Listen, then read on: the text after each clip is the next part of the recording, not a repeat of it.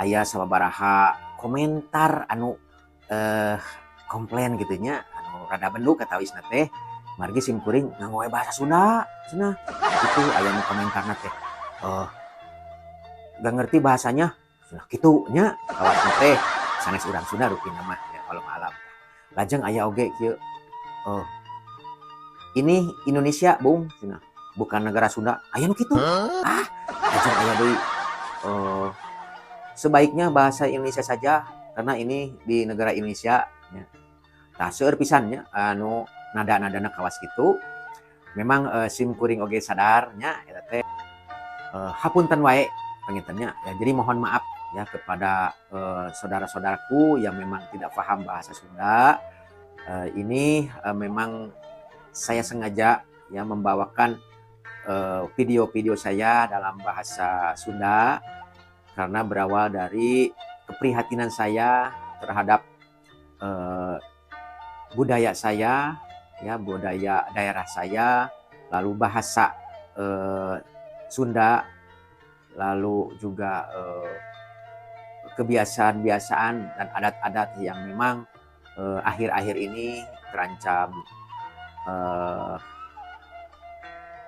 punah begitu, sehingga harus ada upaya-upaya dari ya seluruh komponen bangsa supaya Bhinneka Tunggal Ika itu berbeda-beda tetapi tetap satu ya, itu akan tetap abadi adanya gitu. Tidak bermaksud untuk merendahkan dari suku-suku yang lain ya, apalagi bahasa Indonesia.